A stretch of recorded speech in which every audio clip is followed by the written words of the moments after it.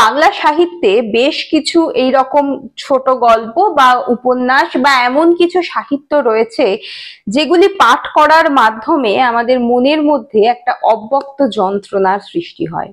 শৈলজানন্দ মুখোপাধ্যায়ের লেখা নারী মেধ গল্পটি ঠিক ওই রকমই একটি গল্প।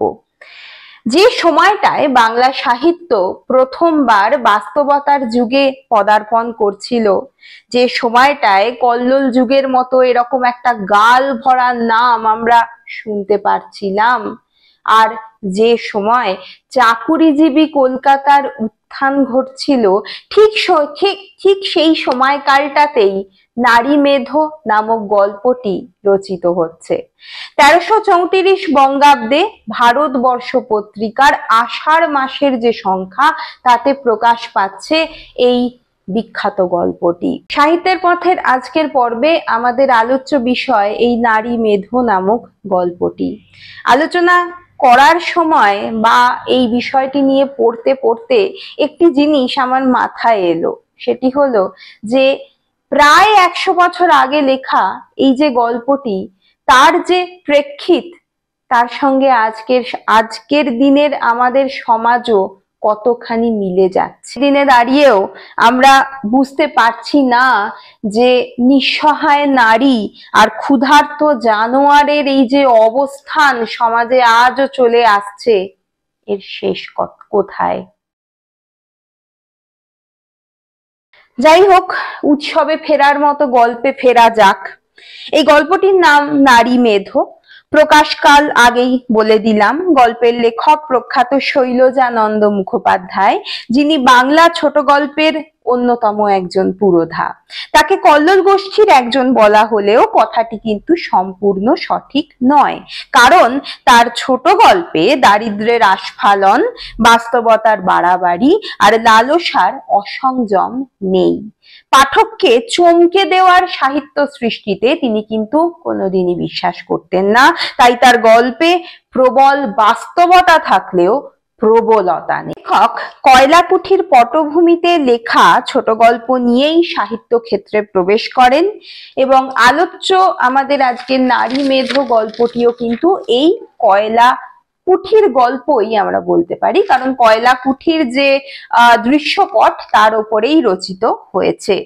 এই গল্প কিন্তু আত্মমুখীন গল্প নয়, বাস্তবমুখীন গল্প। আদিম নরগোষ্ঠীর নর নারীর সম্পর্ক বহুবার এই লেখকের হাতে বিভিন্নভাবে ফুটে উঠেছে। সেই সম্পর্ককে দরদ ভাবাবেগের দৃষ্টি দিয়ে নয়, লেখক দেখেছেন নিরাসক্ত শিল্প দৃষ্টির মাধ্যমে, যা হয়তো কখনো কখনো নির্মম বটে। নারী মেধ গল্পটিও ঠিক এরকম একটি নির্মম গল্প।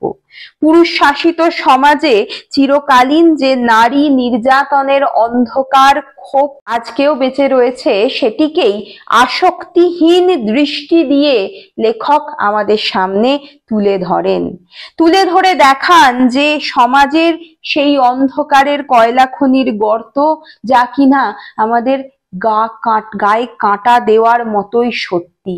সেইভাবেই তিনি এই গল্পটিতে এই অত্যাচারকে ব্যক্ত করার চেষ্টা করেছে। প্রতিবারের মতো এবারেও বলবো যে গল্পটি অবশ্যই পাঠ করে তবেই আলোচনাটি শুনতে, না হলে এত ভালো গল্প তো ঠিক বলা যাবে না। এইরকম ধরনের একটি গল্প আমাদের বাঙালিদের সত্যি পড়া উচিত, যদি তাতে কোনো বিবেকের জাগরণ হয়। যদিও এই গল্পে কোনো বিবেক জাগরিত হওয়ার কোনো ঘটনা নেই, কিন্তু তা সত্ত্বেও এই যন্ত্রণার কথা পড়ে যদি কোনো বিবেকের জাগরণ হয়। ছোট করে গল্পটার মূল বিষয়বস্তু বলে দিই।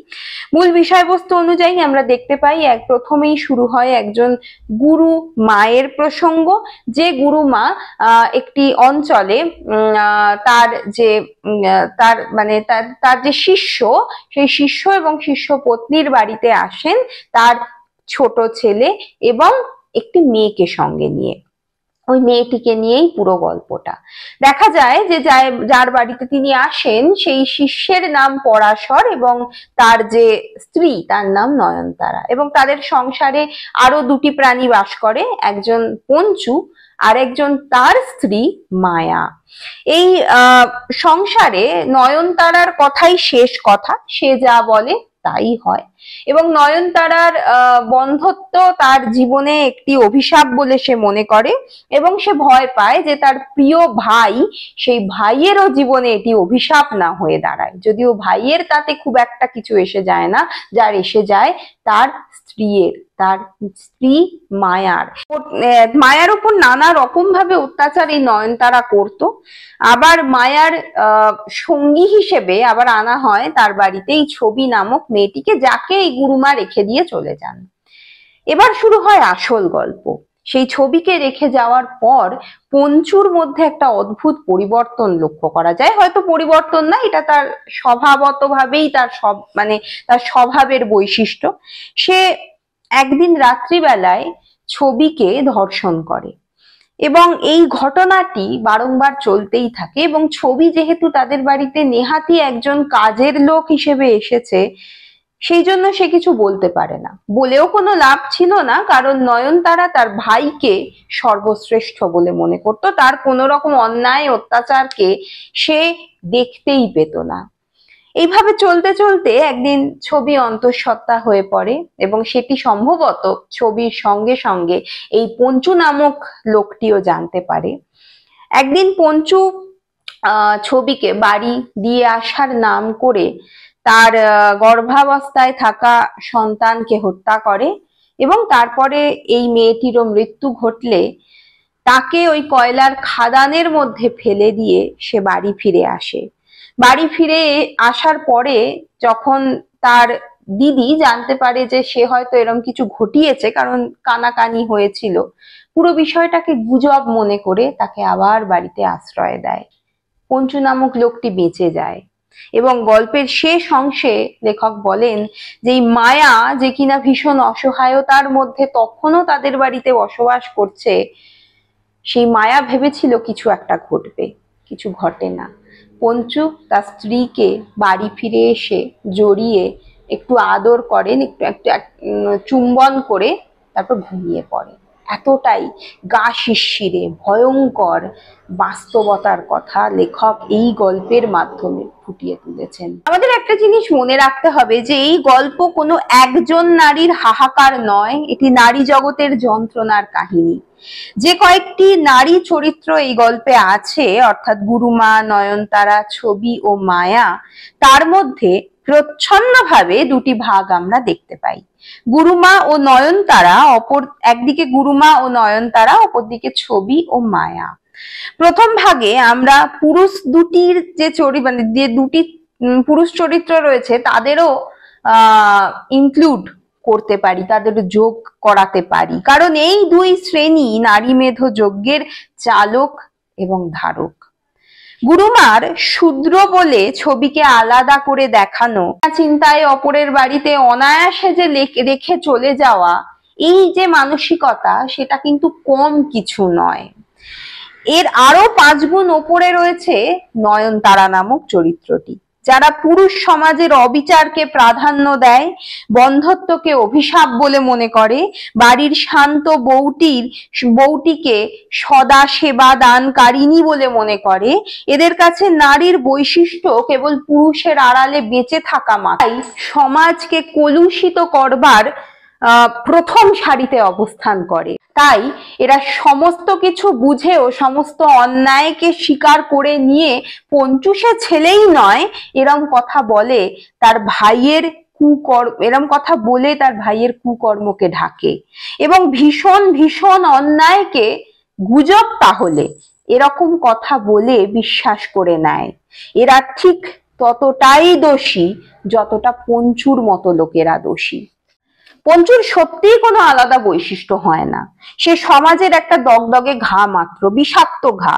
ঠিক যেভাবে মানুষ ধরিত্রীর বুক ফোঁপড়া করে একসময় উধাও হয়ে গিয়েছিল, যে ব্যবসায়ীদের কথা লেখক এ গল্পে বলেছেন, ঠিক সেই রকমই ব্যবসায়ী যেন এই পঞ্চু। অকর্মণ্য, শরীর সর্বস্ব, নিষ্ঠুর, শত প্রতিবাদ, শত না চাওয়া শুনেও কত অনায়াসে সে নারীর ওপর অত্যাচার চালাতে পারে। নিষ্ঠুরভাবে ভোগ করে সে ছবিকে।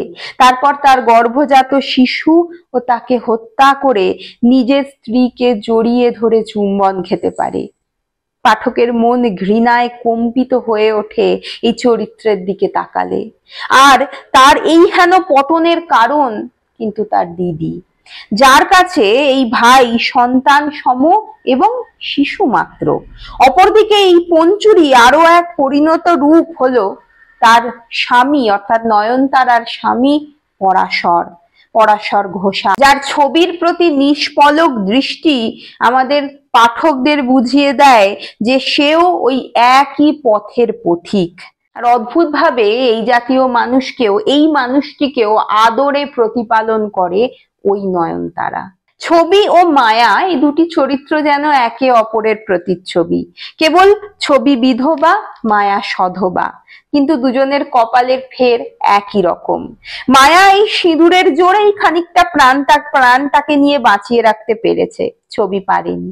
গল্পটি পড়তে গিয়ে সোনারতরী কাব্যের যেতে নাহি দিব কবিতাটির শেষ কয়েকটি লাইন মনে পড়ে, যেখানে বসুন্ধরা এলো চুলে বসে রয়েছেন, তার নিষ্পলক দৃষ্টি এই পৃথিবীর, এই ধরিত্রীর যে ভয়ঙ্কর রুক্ষ রূপ সেই দিকে তিনি তাকিয়ে রয়েছেন। তার যেন আর কিছুই দেবার নেই, কিছুই পাবার নেই, যেন বসুন্ধরার সত্যি কিছু করবার নেই।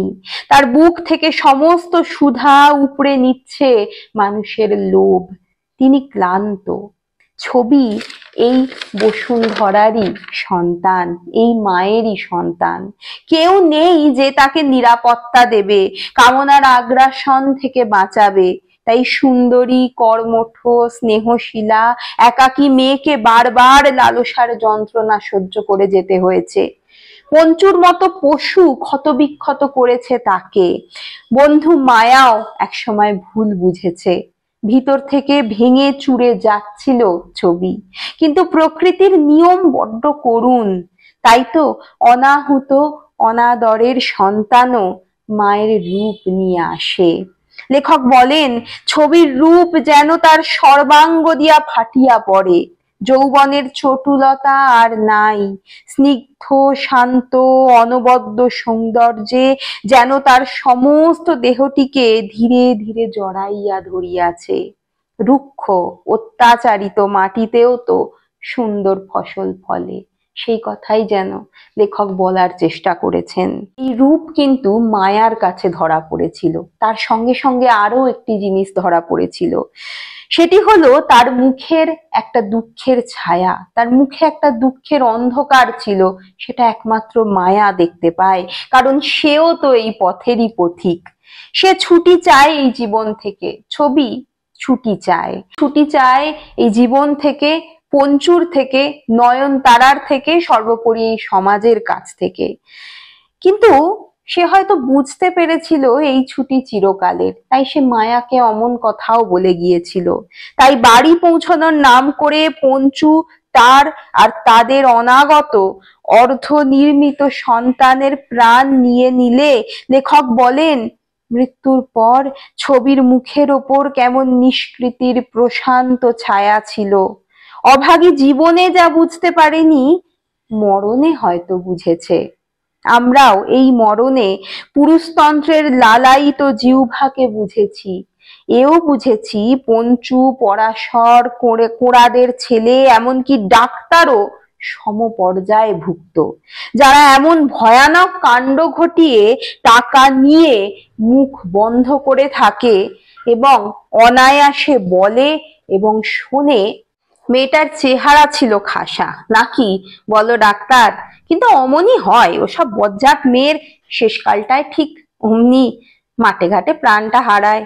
তাও ভাগ্যিস খবর পেলাম, নইলে আবার পুলিশের হ্যাঙ্গাম। তার চেয়ে বরং এরকম কথা অনায়াসে বলতে পারে পঞ্চু এই ভয়ঙ্কর কাজ করে, এবং ডাক্তারও কিছু না বলে সমস্তটা হজম করেন, সমস্তটা শুনে নেন। সর্বোপরি বলতে হয়, নারী মেধ গল্পটি মনুষ্যত্বের অবমাননা ও পশুত্বের নির্লজ্জ আত্মপ্রকাশের গল্প। কামার্তো পঞ্চু তার দাসী ছবিকে অসহায় অবস্থায় পেয়ে অত্যাচার করলো। তাকে দেশে নিয়ে যাওয়ার ছল করে নির্জন কয়লা খাদের ধারে নিয়ে গিয়ে জোর করে তার ভ্রূণকে নষ্ট করলো।